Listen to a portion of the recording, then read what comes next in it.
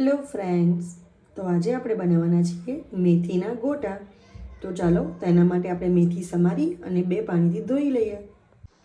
મેથી સમારી 2 પાણી ધોઈને મૂકી છે ત્યાં સુધી આપણે ચણાનો લોટ તૈયાર કરી લઈએ. એક કઢાઈમાં આપણે ચણાનો લોટ લઈ લીધો છે. હવે તેમાં ખાંડેલા આખા ધાણા, વરિયાળી અને કાળા મરીનો પાવડર એડ કરી દઈએ. હવે ક્રશ કરેલા લીલા મરચાં, મીઠું અને આપણી સમારેલી મેથી નાખી દઈએ.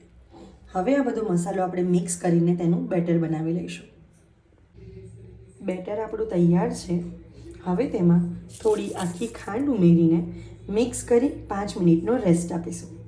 ફ્રેન્ડ્સ, જો તમે લીલા મરચાં ઓછા ખાતા હોય અથવા ના ખાતા હોય તો તમે લાલ મરચું પણ આમાં ઉમેરી શકો છો.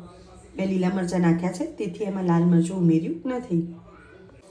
બેટરમાં રેસ્ટ આવે ત્યાં સુધી આપણે કઢાઈમાં તેલ ગરમ કરવા મૂકી દઈએ.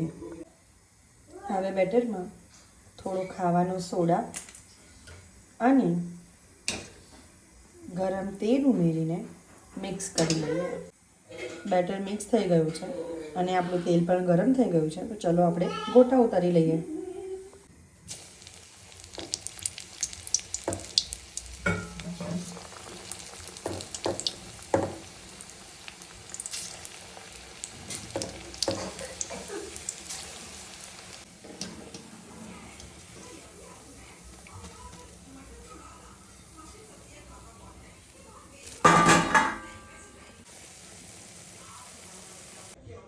તો ફ્રેન્ડ્સ, તૈયાર છે આપણા ગરમા ગરમ મેથીના ગોટા.